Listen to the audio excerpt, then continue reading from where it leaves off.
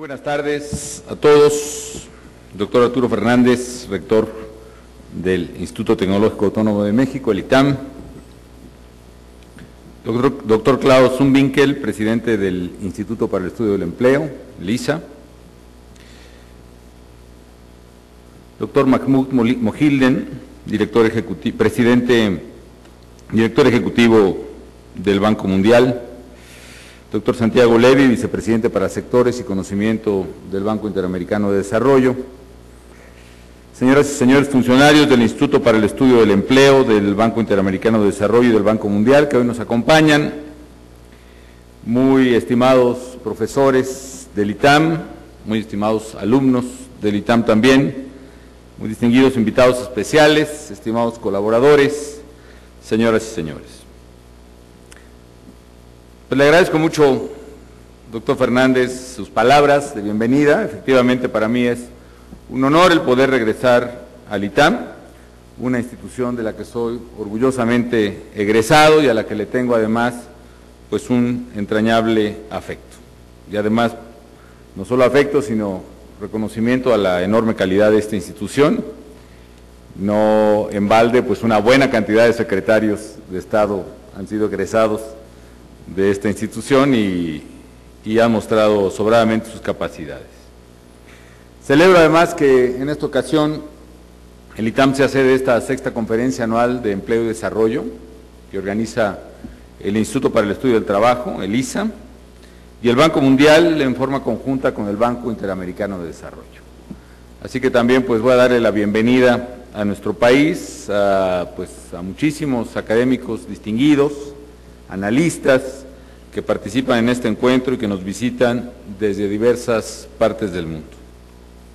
Sé que sus investigaciones sobre los temas de empleo y desarrollo están a la vanguardia del debate académico internacional. A mí me da mucho gusto además que varios de los temas que mencionó el doctor Fernández van a ser precisamente parte de estas discusiones y hay extraordinarios debates al respecto, particularmente en lo que se refiere a los sistemas duales y a los mercados formales e informales de trabajo. Yo estoy seguro que las sesiones aquí van a ser muy fructíferas y desde luego pues estaremos muy al pendiente de tales temas.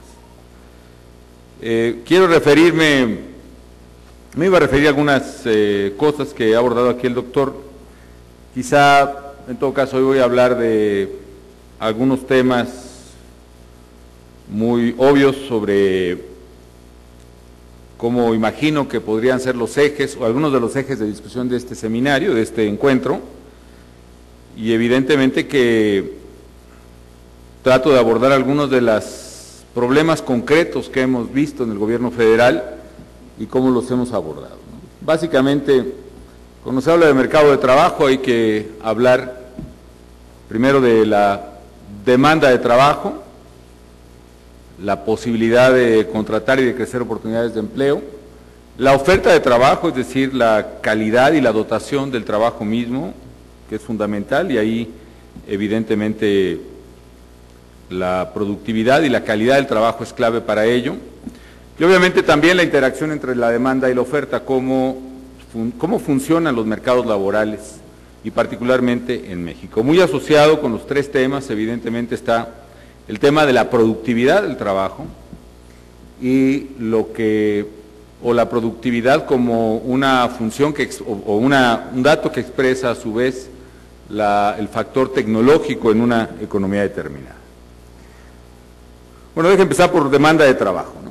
Evidentemente el factor que más influye en la disponibilidad de puestos de trabajo, en la generación de oportunidades, en la búsqueda de trabajadores, es el dato del crecimiento económico. Una economía que no crece, una economía que está en recesión, evidentemente tiene una demanda negativa por trabajo. Y también, sin embargo, la manera en cómo se abordan los ciclos económicos también incide poderosamente en la manera en que se determina o se influye la demanda por trabajo. Por ejemplo, en el año de 1995, con una crisis muy importante en México, superior al 6% del PIB, en México se perdieron más del 10% de los empleos formales en el país, es decir, los trabajadores registrados en el Seguro Social. En la crisis de 2009, la crisis internacional de todos conocida, también con una recesión más o menos del 6% del PIB, se perdieron más o menos 3% de los empleos formales, es decir, empleados registrados en el Seguro Social. Obviamente hay diferencias en el tipo de crisis que se enfrentó, pero también hubo elementos de política pública que pudieron haber influido en esta variante en el resultado. Vuelvo al tema, en el contexto de economías globalizadas, el crecimiento de la demanda por trabajo se logra o está pues claramente asociado con el crecimiento económico. El crecimiento a su vez requiere de una serie de condiciones que lo hacen posible.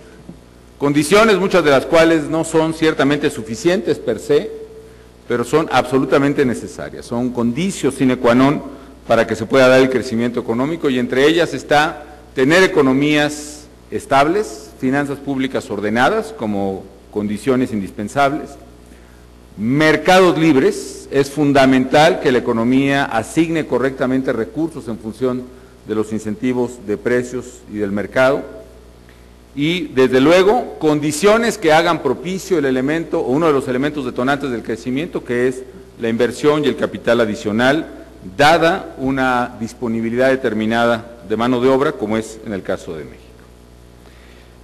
En el caso de nuestro país contamos primero con una política económica estable, una política económica integral, orientada ciertamente a cuidar los fundamentales de la economía y también que busca incrementar la competitividad y dinamizar el crecimiento económico. Un elemento fundamental para ello ha sido garantizar la estabilidad macroeconómica del país a través del manejo de las finanzas públicas. Gracias a ello, por ejemplo, las reservas internacionales de México han llegado a máximos históricos, actualmente casi 127,000 millones de dólares, lo cual le da una gran estabilidad a nuestra economía ante cualquier contingencia internacional.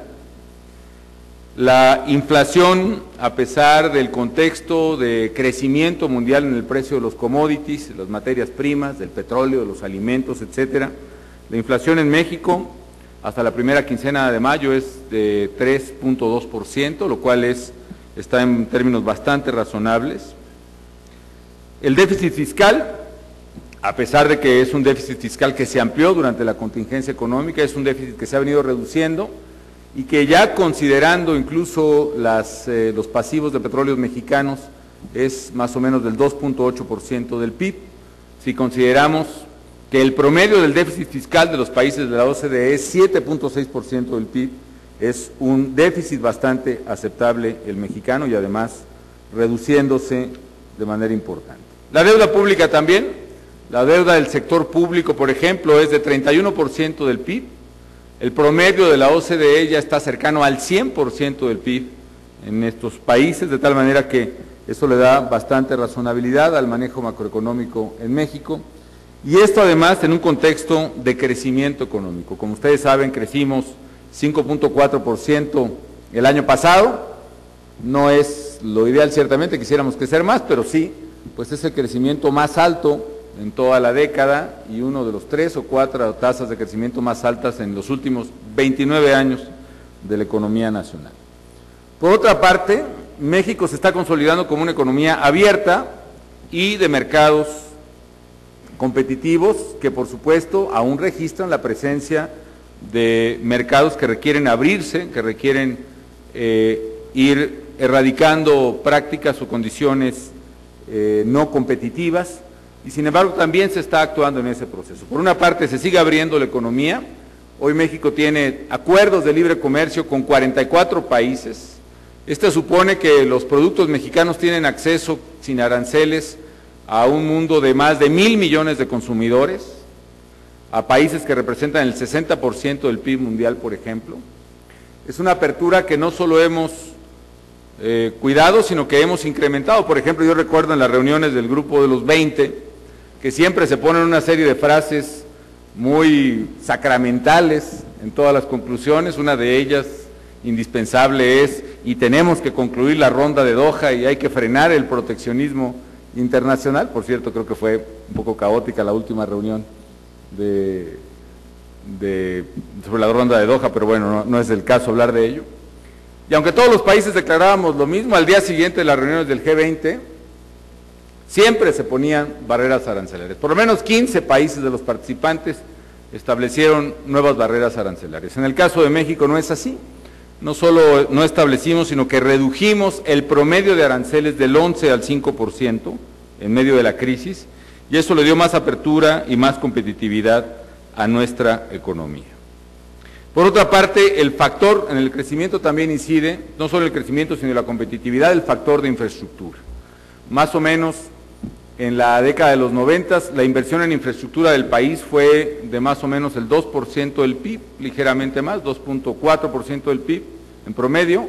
Actualmente estamos promoviendo inversión en infraestructura que es de casi el 5% del PIB, tanto pública como privada, y eso le permite a México irse consolidando como una economía muy competitiva en términos logísticos por lo menos, lo cual la lleva a ser, por ejemplo, ahora, según algunos indicadores, la economía más competitiva para la exportación de manufacturas a Estados Unidos y también pues una de las más competitivas en general para producción de manufacturas en la economía global, la séptima más competitiva, por ejemplo, según el indicador de Deloitte. Finalmente, del lado del crecimiento, el factor receptor de inversión en el país, que es un factor independientemente de la percepción sobre México, de las circunstancias que se viven, México ha seguido impulsando condiciones que detonan la inversión nacional y extranjera en el país. Por ejemplo, en el Doing Business Index del Banco Mundial, que refleja precisamente las condiciones de inversión en un país determinado, cuando yo entré a la presidencia de la República, México ocupaba el lugar número 73 a nivel mundial en el Doing Business, y hoy México ocupa el lugar número 35, es decir, avanzamos 38 posiciones, probablemente uno de los países que más avanzó en el indicador del Banco Mundial. Hoy México se encuentra en el Doing Business por adelante de todos los países de América Latina, por adelante de los BRICS también, y desde luego con una recepción muy importante de inversión extranjera. Esto, insisto, se ha traducido también en un incremento, bueno, en tasas de crecimiento positivas ya después de la recesión. Este mismo año seguimos con crecimientos importantes, bueno, de 4.6 para el primer trimestre del año. El año pasado se generaron 850,000 nuevos empleos formales, que es la cifra más alta que se tenga registro en el país. Este año se llevaban, hasta los últimos datos disponibles, 273,000 nuevos empleos formales en el 2010. El segundo dato de reflexión es la oferta laboral, es decir, la disposición y calidad del trabajo en México. Bueno, aquí hay que decir que es claro que una economía puede producir más y puede tener capacidad de tener salarios más altos y un sector formal más sólido en la medida en que tiene mucho mayor calidad en su mano de obra, ¿no? La primera reflexión que hay que hacer es la enorme disponibilidad de mano de obra en México. Veamos los datos del censo del año pasado que se dieron a conocer, relativamente recientes. Somos 112 millones de mexicanos aquí en territorio nacional, hay que aclarar, porque en Estados Unidos, aparte de algunos aquí presentes, pues hay varios millones más, ¿no? 112 millones de mexicanos. De ellos, la mitad son de 26 años o menos, lo cual quiere decir que México es un país extraordinariamente joven y qué bueno. Yo creo que esa es una gran ventaja en términos sociales, en términos políticos, en todos los órdenes, pienso yo. Simplemente, por ejemplo, en términos económicos, esto implica tener un bono demográfico muy claro, en el sentido de que la población económicamente activa del país, por ejemplo, es el 65% versus el 35% de porcentaje de dependientes económicos, menores o adultos mayores. Y este bono demográfico nos va a acompañar por lo menos esta década y parte de la próxima, y México tiene que aprovechar en una enorme posibilidad de crecimiento y de generación de empleo. Al mismo tiempo, una población joven tan numerosa presenta desafíos abrumadores también. En términos económicos, el más importante es poderle brindar trabajo y trabajo de calidad a todos esos jóvenes, y también presiones muy importantes en otros frentes, incluido, por ejemplo, los temas de seguridad. La falta de oportunidades para los jóvenes es evidentemente uno de los factores que inciden, por ejemplo, en el reclutamiento de bandas criminales o también en el crecimiento de adicciones en México. Tan solo las encuestas de adicciones, por ejemplo, en 2004 y 2008, reflejan que el consumo de cocaína se duplicó en 4 años en el país. ¿Qué es lo que se puede hacer precisamente para mejorar la disponibilidad y la calidad de esta oferta de trabajo? Como ya lo dijo el rector, lo mejor que se puede hacer es precisamente pues invertir en las personas, y básicamente hay 3 elementos muy importantes: la nutrición, la educación y la salud. Me voy a referir a estos 2 últimos. En nutrición tenemos realmente un programa muy importante que ha demostrado claramente su eficacia, que hay sobrados estudios que demuestran que, por ejemplo, oportunidades refleja un importante incremento de la calidad nutricional de las personas en México. Tengo simplemente, algunos datos que quisiera, por ejemplo, compartirles. Hay algunos estudios, por ejemplo, de The Journal, de 2009, o el de Schultz, por ejemplo, que es un poquito anterior, encuentra que la tasa de inscripción de niños en comunidades que reciben oportunidades es más alta que en localidades que no lo reciben. Es lo que busca el programa, romper estructuralmente la pobreza también a través de la educación. Y de acuerdo con Parque, por ejemplo, un niño beneficiario del programa va a completar en promedio medio año más de escolaridad que los niños que no son beneficiarios del programa. Otros estudios, por ejemplo, con implicaciones en salud, muestran que oportunidades se reflejan en significativas mejoras de salud de los niños beneficiarios, en particular su crecimiento y su desarrollo. Por ejemplo, se observa un incremento en la estatura de los niños, una disminución en la propensión a ser obeso y mejoras incluso en el desarrollo del lenguaje de los niños. La participación en el programa, por ejemplo, aumenta en promedio del peso de los niños al nacer más o menos 150 gramos. En fin, hay un programa importante que ha mejorado la calidad nutricional en el país y también ha combatido radicalmente la pobreza extrema. Simplemente, en los datos disponibles de las encuestas ingreso-gasto, la pobreza extrema en México se redujo entre 2000 y 2008, que es la última disponible, en más de 25%. Segundo factor, la educación. En los 4 años de gobierno que tenemos, por ejemplo, hemos abierto 91 centros de educación superior públicos y gratuitos. De ellos, 81 son institutos tecnológicos. Y al mismo tiempo hemos creado más de 811 para ser exacto, nuevos bachilleratos, la mayoría de ellos bachilleratos tecnológicos en el país. Evidentemente, dadas las magnitudes que tenemos de población juvenil, el reto sigue siendo enorme, pero esto ha significado un avance muy importante. Por ejemplo, cuando nos reunimos con los rectores de diversas universidades públicas o privadas en la propia campaña presidencial, todos los candidatos hicimos un compromiso para llegar al 30% de cobertura en edad universitaria. México andaba más o menos en 23% entonces. Y la verdad el desafío era muy fuerte porque con tantos jóvenes llegando a la edad universitaria, era prácticamente imposible, si no había fuertes inversiones, no solo aumentar, sino sostener la tasa de 24 o 23%. Sin embargo, con las inversiones que hemos hecho, hemos logrado subir de 24 a 30% la tasa de cobertura en educación universitaria, que era la meta para el año 2012, por cierto, y seguimos creciendo.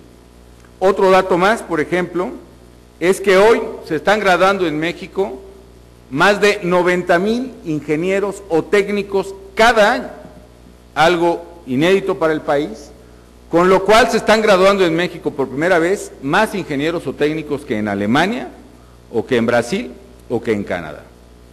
Y eso naturalmente está mejorando significativamente, primero la competitividad del país, particularmente en el sector de manufacturas, donde claramente somos muy competitivos, pero también está mejorando las capacidades del país, no solo en manufactura literalmente, sino en creatividad e innovación en la industria. Hoy, por ejemplo, jóvenes mexicanos están diseñando el nuevo modelo del avión, del motor de General Electric para el Airbus 380 en México. Hay nuevos diseños. México es el país que más ha recibido, por ejemplo, inversión en empresas aeronáuticas, más empresas aeronáuticas que en cualquier país, y eso solo es posible en un contexto de ingenieros y de técnicos bien capacitados, que están creciendo además de manera considerable en el país. También hay que considerar lo que ha pasado en las últimas 2 décadas en educación, y también aquí los datos del censo son importantes. Por ejemplo, entre 90 y 2010, la educación pasó de un promedio de 5 años de escolaridad a un promedio de casi 9 años de escolaridad, según el censo de 2010, es decir, un promedio casi de secundaria. Otra inversión que estamos haciendo en la gente y que tiene que ver con la calidad y la disponibilidad del trabajo es la inversión que se hace en salud. Más allá del debate de mercados duales, el hecho es que hay que invertir en las personas y en las condiciones de salud en el país. Una población que cuenta con protección de salud constituye la base de una fuerza laboral más productiva. Pero además es un derecho humano elemental tener acceso a servicios de salud.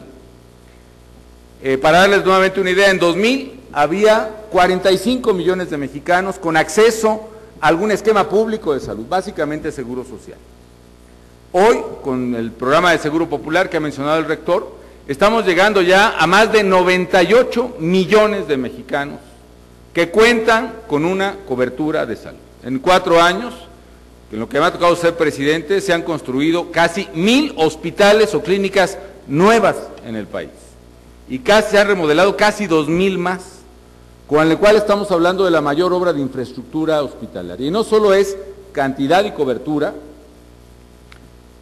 sino también calidad. Hay cosas muy significativas, a lo mejor tienen poco que ver con trabajo, pero son muy importantes en sí mismas. Por ejemplo, hasta hace 2 años el Seguro Popular no cubría cáncer. Sin embargo, aplicamos y lo ampliamos para la cobertura de cáncer en menores de 0 a 18 años de edad. Hasta hace 2 años morían 7 de cada 10 niños con leucemia en el país. Y ahora es al revés. De cada 10 niños con leucemia, 7 sobreviven. Lo cual implica un cambio drástico, positivo, pienso yo, precisamente en la salud de esos niños y jóvenes. De manera tal que estamos invirtiendo fuertemente en ello, y eso evidentemente implica también otros beneficios. Por ejemplo, una reducción drástica también en el llamado gasto catastrófico de las familias más pobres. Las familias que literalmente tenían que vender lo poco que tenían para poder enfrentar una enfermedad inesperada. La protección que tienen implica precisamente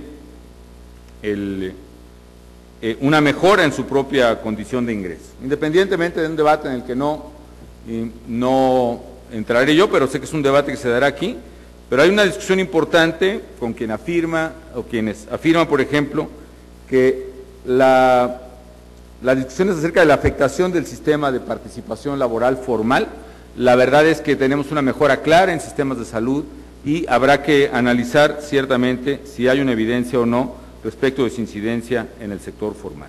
El hecho, amigos, es que uno de los factores que también están ocurriendo es que todas estas inversiones en educación, en salud, en nutrición, también en infraestructura, están también contribuyendo a mejorar la calidad, por ejemplo, de los empleos que tenemos. Un último dato: en estos 4 años y medio, también en esta administración, el salario base de cotización del IMSS, es decir, el salario de los trabajadores formales, aumentó 25%, con lo cual se refleja también una mayor calidad en el empleo formal en México. Finalmente, la interacción entre la oferta y la demanda de trabajo. Este elemento tiene que ver precisamente con el funcionamiento de los mercados. Incluso también una lectura obligada, pienso que será para todos, habrá que revisarla muy bien. Los trabajos de los ganadores del Premio Nobel de Economía 2010, Peter Diamond, de Mortensen y también de Pisárides, y precisamente ellos se enfocan a detectar cuál es precisamente el impacto en el empleo de diversos factores vinculados al funcionamiento de los mercados. En particular, por ejemplo, ellos estudian los costos que se generan por la búsqueda de empleo, sobre todo en términos de tiempo, y los costos derivados de las fallas del mercado de trabajo, que podrían dar como resultado pues una relación laboral poco productiva. Obviamente este análisis tiene importantes implicaciones de política pública respecto de la instrumentación de programas de gobierno. Y se trata de crear políticas públicas que permitan reducir fricciones, mejorar la búsqueda de empleo y dar mayor flexibilidad y eficiencia al mercado laboral. Aquí hay algunas cosas que me gustaría compartirles. Por ejemplo, cuando tuvimos la crisis económica de 2009, sabíamos que el brutal impacto que iba a tener la caída en la demanda de productos de la economía, es decir, de la demanda norteamericana, básicamente por bienes de consumo, iba a tener un efecto devastador en la economía mexicana, particularmente en el sector exportador. Pero también sabíamos o intuíamos por las lecciones aquí aprendidas, ¿no?, que finalmente un ciclo recesivo es parte de un ciclo económico y es casi por naturaleza temporal. Y lo que teníamos un gran temor de que el efecto devastador de la recesión de 2009 acabara con importantes sectores altamente competitivos en México, básicamente en manufacturas, señala automotrices, pero también puede ser de producción de electrodomésticos y otros. ¿Qué fue lo que hicimos entonces? Dado los costos laborales de mantener la plantilla laboral concretamente, las empresas estaban tomando decisiones de despidos masivos de trabajadores, como ocurrió en Estados Unidos y en buena parte del mundo. Nosotros pusimos en práctica varios programas. Por ejemplo, pusimos en práctica un programa de paro técnico y recurrimos a una figura del derecho laboral en la cual, a través de un acuerdo entre el sindicato y la empresa, es posible cambiar las condiciones de trabajo temporalmente. Literalmente parar una línea de producción, pero también cambiar las relaciones. ¿Qué acuerdos hicimos? Por ejemplo, en la industria automotriz llegamos a acuerdos en que se mantenía la plantilla de trabajadores o algún número de la plantilla, a condición de que la empresa aceptara pagar un tercio del salario de ese trabajador. El gobierno federal pagó un tercio del salario del trabajador y el trabajador mismo aceptó ganar un tercio menos. De tal manera que con este programa logramos preservar probablemente 500,000 de fuentes de trabajo en el sector exportador mexicano. En manufacturas, aguantó la recesión y ocurrió que finalmente en el año 2010 volvió a crecer con un pequeño viento que sopló en la demanda de consumo en Estados Unidos, volvió a crecer la industria manufacturera mexicana. Simplemente las exportaciones automotrices de México crecieron más de 50% el año pasado y con ello esos empleos no solo no se perdieron, sino que nos ahorramos el costo para la economía y de los propios trabajadores de volver a entrar al mercado de trabajo. Hicimos programas semejantes en otras áreas, ahí un poco pues estimulando la demanda agregada por el lado del gobierno. Por ejemplo, lanzamos por efectos ambientales fundamentalmente, pero también pegó en el lado manufacturero, el programa de sustitución de electrodomésticos. Otra brillante egresada del ITAM, Georgina Kessler, entonces secretaria de Energía, le pedí que diseñara un programa, una serie de programas de ahorro de energía, y uno era el de sustitución de electrodomésticos, y básicamente la lógica es que un refrigerador o un aire acondicionado que tiene 10 años de viejo consume casi 3 o 4 veces más electricidad que uno nuevo. Entonces me presentó el programa se llamaba Programa de Sustitución de Electrodomésticos por Unidades Ahorradoras de Energía. Dije, no, Georgina, esto está muy complicado, cámbiale porque nadie va a utilizarlo. Entonces el programa se llamó Cambia tu viejo por uno nuevo. Y entonces resultó mucho más vendedor, ¿no? A la fecha ya hemos sustituido más de 1,000,000 de refrigeradores en el país, básicamente en función del recibo de luz. Sabemos la familia que tiene necesidad de un subsidio, podemos subsidiar casi hasta el 40% del refrigerador nuevo. Si no tiene esa necesidad, simplemente si lo pide damos condiciones crediticias, pero eso ha producido que estamos ahorrando. Aparte, la familia no tiene que llevar su refrigerador, va a una empresa especializada, desmonta el refrigerador viejo, lo limpia y lo desecha industrialmente con el proceso adecuado. Con eso hemos ahorrado energía, desde luego, hemos ahorrado costos para el consumidor de energía, hemos ahorrado costos para el gobierno porque aún seguimos subsidiando, estamos en una política correctiva de largo plazo, pero seguimos subsidiando electricidad en familias de bajo ingreso. Y también se estimuló notablemente, pues ustedes imaginarán, en plena recesión la industria de refrigeradores. Otros programas que ayudaron a reducir la fricción es, por ejemplo, el lanzamiento del portal www.empleo.gov.mx. Es evidente que la falta de información sobre el mercado de trabajo es un factor que eleva los costos de contratar o de contratarse. Entonces, en una página del gobierno federal tratamos de colocar toda la oferta de trabajo disponible, pública y privada, sobre todo privada, porque tenemos congeladas las plazas en el sector público, pero bueno, la oferta de trabajo disponible, y buscamos que el portal sea amigable para cualquier usuario, y ahí probablemente sea. Los datos siempre polémicos ahí en el gabinete con la Secretaría del Trabajo, pero sí nos hablan de un nivel de eficacia muy alto entre buscadores de empleo en el portal Tu Empleo, se llama www.empleo.gov.mx, quienes efectivamente lo consiguen. Finalmente, bueno, otra medida temporal fue un poco keynesiano, pero bueno, que es impulsar los trabajos de empleo temporal. Familias de muy bajo ingreso, estoy hablando de 2 salarios mínimos, que no tenían trabajo, lanzamos un programa masivo de empleo temporal. Básicamente, abrir brechas contra fuego, contra incendios, limpieza de basura en carreteras, que caray, tenemos que cambiar esa costumbrita de usar nuestras carreteras como basureros, ¿no? La apertura de sitios arqueológicos. Ustedes saben que México tiene miles y miles de sitios arqueológicos inexplorados. Con los programas de empleo temporal logramos abrir, por ejemplo, la Cañada de la Virgen en Guanajuato, limpiar varias zonas arqueológicas, y con ello también mantuvimos trabajando por periodos de 6 meses a varios cientos de miles de familias más. Y finalmente, el impulso que le dimos a las pymes. Por primera vez lanzamos un programa masivo de crédito a pymes. Lo que antes daba el gobierno de subsidio directo a las pymes, que es muy poquito siempre, todo se lo lleva el campo a la hora de discutir el presupuesto, pero pymes tiene un presupuesto chiquito. En lugar de repartirlo en poquitas empresas ganadoras, que es lo que siempre se hacía, lo pusimos como colateral de la banca, y entonces se disparó el crédito a pymes, y con lo cual logramos mantener el empleo de los mayores empleadores de México, que son las pequeñas y medianas empresas. Finalmente, el elemento clave para reducir la rigidez del mercado de trabajo radica en una reforma laboral de fondo. Efectivamente, mencionaba el rector una reforma que sí hicimos, muy importante, pasó más o menos desapercibida, pero que fue la reforma del lado de las pensiones. Aunque su impacto, a mi juicio, tuvo más que ver, las pensiones de servidores públicos, el impacto tuvo más que ver en las finanzas públicas que en el mercado de trabajo en sí mismo. ¿Por qué razón? Porque al hacer la reforma del ISSSTE, al pasar del sistema tradicional solidario al Pay As You Go que había, a cuentas individuales de retiro, al arreglar de la misma forma el contrato de Comisión Federal de Electricidad, al arreglar el contrato colectivo del Seguro Social para contrataciones futuras, bueno, pues ahora sí que al arreglar también el programa de Luz y Fuerza, porque bueno, pues aunque fue por otra vía, pero también se solucionó el programa de pensiones, le ahorramos al país 30% del PIB a valor presente neto de contingencias precisamente de pensiones.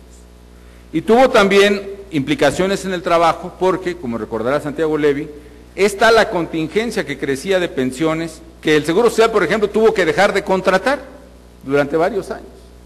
Pero si nosotros estamos aumentando la cobertura, por ejemplo, el Seguro Social, que siguió creciendo esta vez, o los sistemas de salud, la manera de evitar un aumento en la contingencia de pensiones fue esta reforma. Y dado que el nuevo trabajador del sector salud tiene que hacer una cuenta de ahorro individual, eso nos permitió liberar un mercado de trabajo del sector público y contratar médicos y enfermeras que necesitábamos urgentemente. Pero insisto, la reforma que hace falta es la reforma laboral. Y por eso tenemos que sustituir la legislación actual, que ya no responde a los desafíos de nuestra economía. La actual ley data de 1970, impone severas dificultades para crear contratos laborales flexibles, dificulta la incorporación de jóvenes al mercado laboral formal, genera incentivos adversos al aumento de la productividad, impone altísimos costos de entrada y salida laboral del mercado formal para personas y empresas, con lo cual inhibe la creación de trabajo. Es decir, la reforma laboral que necesitamos es para crear más puestos de trabajo en el sector formal, sobre todo sobre quienes tienen más restricciones y requieren más flexibilidad en el mercado, que son los jóvenes y las mujeres. La presencia de esas rigideces limita la posibilidad de asignar eficazmente recursos escasos hacia tecnología, hacia recursos productivos, reduce los incentivos en la inversión de capital humano e impide la contratación de cientos de miles de personas en México. Se trata de distorsiones que actúan verdaderamente como un impuesto sobre el empleo, un impuesto sobre la producción formal y que por supuesto crean incentivos para la informalidad.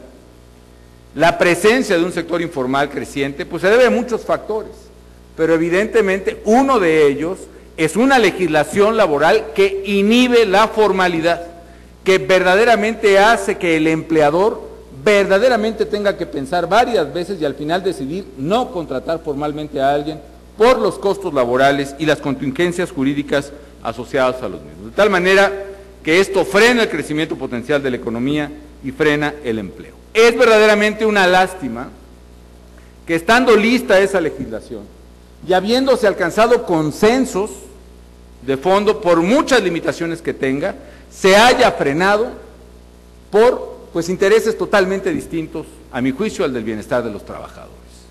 Cálculos políticos, lo que sea, creo que la explicación, más que darla yo, la deben dar quienes frenaron la legislación laboral, pero es imprescindible que cambie la legislación laboral en el país y que se hagan a un lado esos cálculos de cualquier otro tipo que no sea precisamente el bienestar de los trabajadores y el crecimiento del país. Estoy convencido de que México no puede esperar más para modernizar su marco laboral, que no puede esperar más precisamente para modificar también el marco fiscal, que genera precisamente mercados duales que son inhibitorios también del mercado formal y el crecimiento, y de eso estoy seguro que se hablará muchísimo aquí. Pero por lo pronto, y mi punto de esta tarde hoy es precisamente llamar respetuosamente a que se apruebe la legislación laboral, la reforma laboral en el país, como un mecanismo para darle al mercado mexicano de trabajo la eficiencia que necesita para emplear a más jóvenes, a más mujeres, a más gente capacitada y para aumentar la competitividad y la productividad de la economía. Pues queridas amigas y amigos, termino diciendo que, no obstante, México pues es, con todo y ello, México es una economía pujante, se está ganando un lugar en el mundo.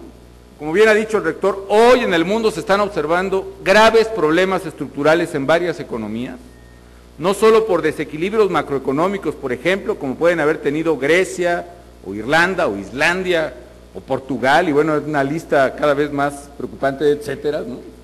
También aquí cuenta, por cierto, las decisiones. Yo recuerdo que en otro grupo de los 20, que fui con Agustín Carstens, soy también egresado de esta institución y un candidato muy sólido, muy confiable, muy conocedor, por ejemplo, para el Fondo Monetario Internacional.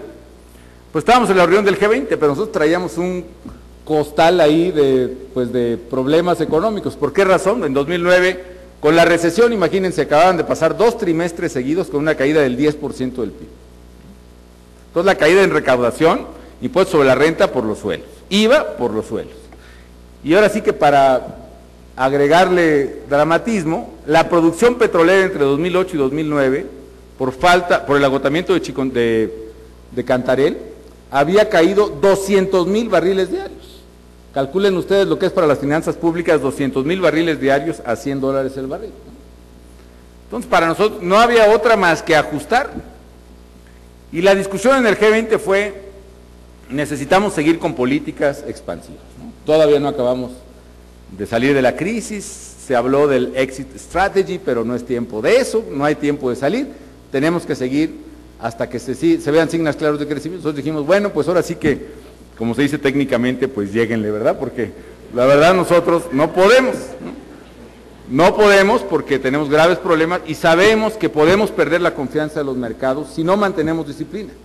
El resto de la historia ustedes lo conocen, cambios en los precios de bienes públicos, la gasolina, por ejemplo, que sigue siendo polémica, pero que sigue siendo de las más baratas del mundo, ¿no? La gasolina en México está abajo de 9 pesos con 30 centavos y sin embargo en Europa está probablemente en 30 pesos el litro, ¿no? En Estados Unidos está en 13 pesos el litro, en Guatemala también, ¿sí? Cambios impositivos, tanto en la consolidación fiscal, que provocó una gran tensión con las empresas en México, pero que era una reforma que había que hacerse, cambios también en el impuesto al valor agregado, reducciones en el presupuesto importantes. Como ustedes saben, yo propuse cerrar 3 secretarías de Estado al mismo tiempo. Cerramos Luz y Fuerza del Centro con un una decisión muy difícil por su complejidad, por los riesgos asociados, pero eso no solo generó un ahorro de 50,000 millones de pesos al año, casi 5,000 millones de dólares entonces, sino que además nos generó también un alza en la competitividad.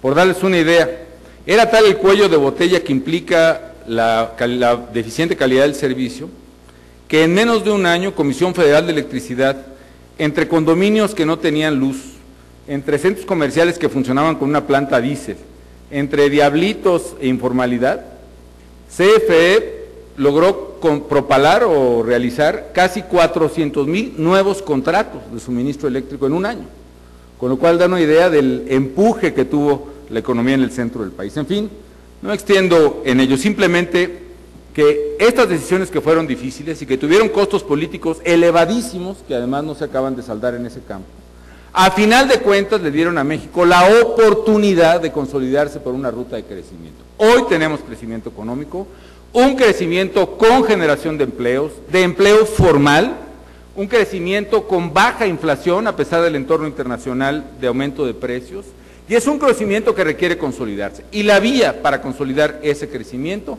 es seguir profundizando las reformas que hacen posible el crecimiento. Y esas reformas son apertura y mercados competitivos en México, protección a la inversión, fomento a la inversión, desregulación del gobierno. Eliminamos 15,000 reglas, por ejemplo, el año pasado, más de la mitad de las reglas a nivel federal. Implica también mercados más competitivos en todos los frentes. Y cuando digo todos los frentes, uno es el laboral, otro es el de telecomunicaciones, otro es el energético, por ejemplo, reformas en las cuales tenemos que ir adelante, a menos de que nos vayamos a resignar a tener un crecimiento que, no siendo malo, finalmente 5.4 o 5 no es malo, no es de ninguna manera el crecimiento que el país necesita. Les agradezco mucho, don Arturo, la invitación a este seminario y pues deseo la mejor de las suertes, estoy seguro del éxito que tendrá esta sexta reunión. Muchísimas gracias.